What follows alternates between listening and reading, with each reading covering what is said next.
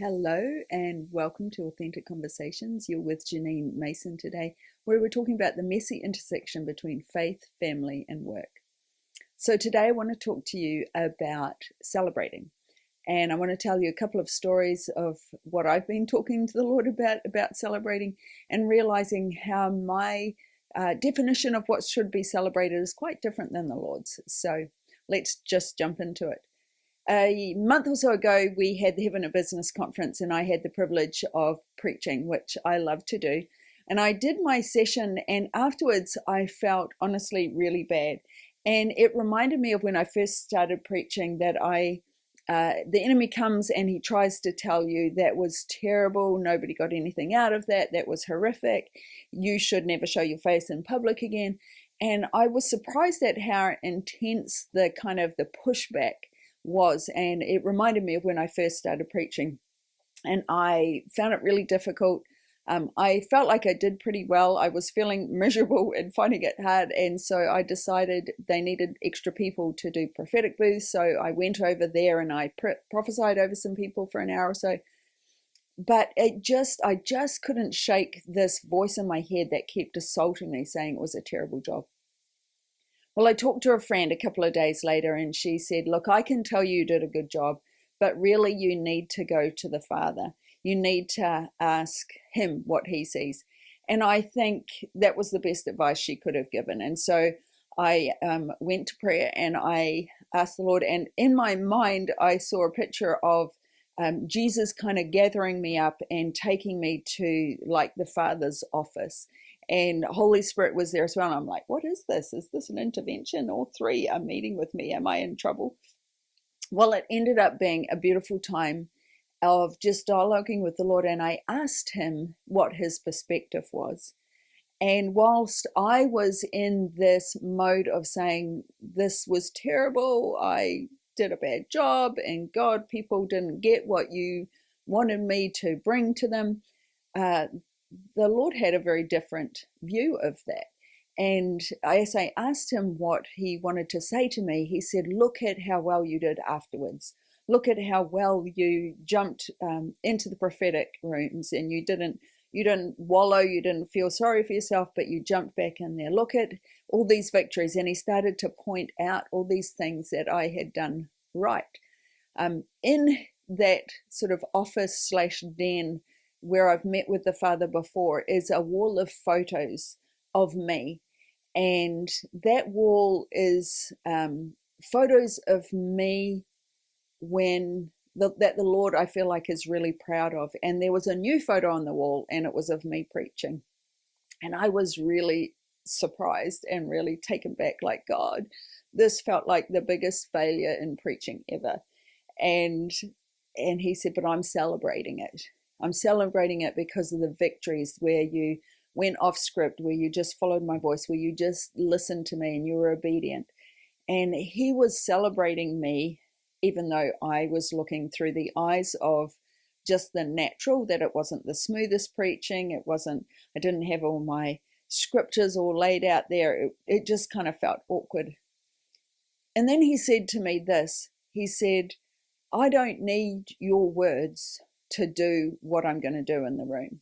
And I was really taken aback, because the power of life and death is in the tongue. And I was like, well, what do you mean you didn't need my words? And he said, what you gave me was enough for me to work with. And I realized again that I believe in preparation. I believe in having it all laid out.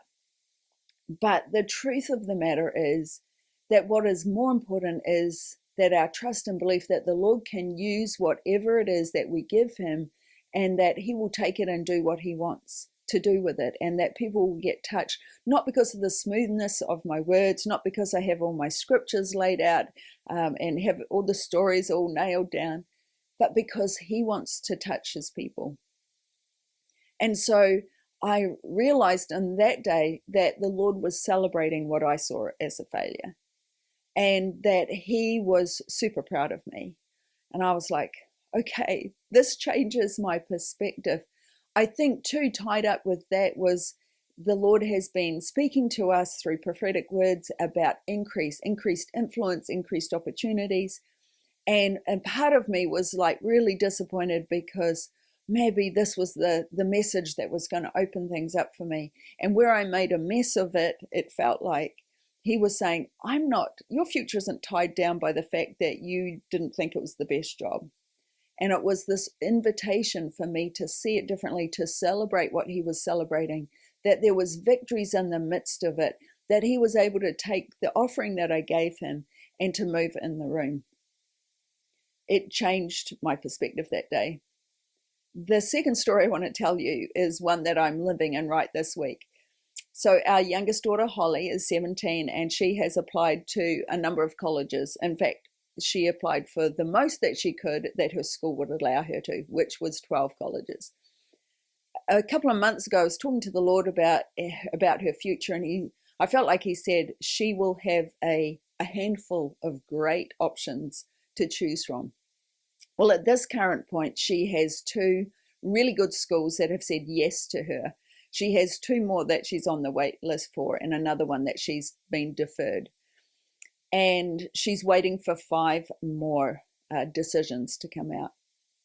And I realized yesterday, man, I'm really stressed out because on Thursday is Ivy Day, and 2 of the schools on her list are Ivy schools. Ultra competitive, if you're not aware, very, very low acceptance rates, like 5 to 10%, if that. And the chances in the natural of her getting in are slim, not because she's not qualified. She has all the grades, all the things that she needs to have to thrive in those environments, but there's such a small percentage. So those decisions come out on Thursday, and then she comes home on Friday. Also happening this week are the last of the callbacks for auditions for Holly for the final school play before she graduates high school. And she's auditioned for a role she's very excited about, and she will also find out about the same time if she has a role. And as I'm walking around, I'm realizing as a mama, I feel stressed out about her not getting a role in the school play and her not getting into some of these amazing schools. And as I'm wrestling through that with the Lord, I'm asking him, like, what is it? I'm realizing on Friday when she comes home, I want to throw a big, not party, but a big celebration. I want to bake a cake, and I want to make a fuss of Holly because she's been accepted into great schools, because she's got this fabulous role in the production. I want to celebrate the outward things. And underneath, what I really desire for her is that her future would be secure. I want her to go to a great school because in my very unspiritual, natural mind, if she gets into a great school, that's going to open the door to a great law school and to the great future that I believe God has for her. And as I'm wrestling with this and talking to the Lord about it, I realize at the heart of it is the same thing that was at the heart of me preaching badly, is that I felt like if I preached well, then that would open the doors because I'm looking in the natural sense. This plus this equals open doors of opportunity. And the same is true. I'm realizing my thinking is the same for Holly, that I'm looking at her being at this fancy boarding school that she's at will open the doors for a great college, which will open the doors for a great law school, which will open the doors for a great future. And the truth is this, that the Lord has her future secure, that he has the ability to open any doors, even if she went to the worst college on the face of the planet, that he is able to do more than I can ask or think or imagine, in spite of where she goes to school. It made me realize that my whole idea of celebrating Holly's accomplishments at the end of the week was all kind of messed up with the world's way of thinking, that it's all about the external. And instead it made me realize, wow, I've missed it. My values have been shaped by the world instead of being shaped by the kingdom. The kingdom celebrates who we are as a person. The kingdom celebrates when we are making progress. It doesn't celebrate perfection. The kingdom celebrates obedience and sacrifice. It doesn't celebrate the perfection of the greatest school or the greatest sermon. It simply celebrates when we turn our hearts towards the Lord. And it made me think about this Friday when Holly will come home for Easter weekend really differently. And so I decided as I was dialoguing with the Lord that this Friday I'm going to make the cake that I hoped to make to celebrate great accomplishments. And I'm going to make the cake no matter what. And I'm going to celebrate Holly for who she is, for the stands that she's made in school, that for the way that she has held the values of the kingdom despite pretty intense persecution, honestly, at times. See, what you celebrate matters. It shows what your values are. And my values that are all tied up with the world's got exposed this week. It comes down to trust. Can I trust that the Lord has my future in his hands, that he has Holly's future in his hands, even when it looks like it doesn't quite add up, even when it looks like not the way I think it should happen? So I want to ask you today, how are you celebrating? What are you celebrating? What are your values? Are there areas where your value system is actually being shaped by the world so that you don't trust the Lord? You have it all figured out what it needs to look like instead of simply trusting that he can take care of it. When you trust that he takes care of it, that he's got it all sorted out, then you can celebrate. You can celebrate no matter what.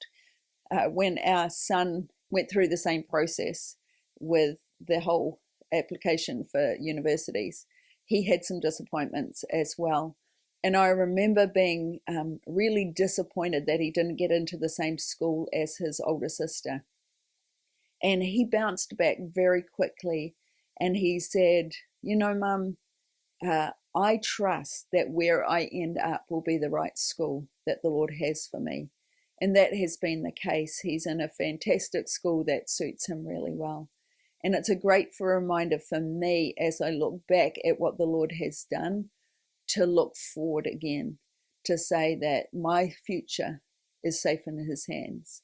Holly's future is safe in his hands. And therefore I can simply celebrate and put my trust in him. I encourage you today to ask the Lord, where am I not trusting you, God? Where am I trying to have all my ducks in a row because I think it needs to look this way? And when it all looks like how I think it should look, then I'll celebrate. And then ask his perspective, how he sees it, and choose to celebrate what he's celebrating. Hey, I invite you to check out heavenandbusiness.com /events for events that are coming up. We have a workshop coming up in Birmingham in April, and in May we have a marriage workshop in Puerto Rico. Not your usual marriage workshop. It's not going to be a whole lot of teaching. It's going to be some talking together, some sharing, and then a whole lot of fun and actually getting a chance to talk and spend time with your spouse, having fun together. I invite you to check that out on heavenandbusiness.com. Have a great week.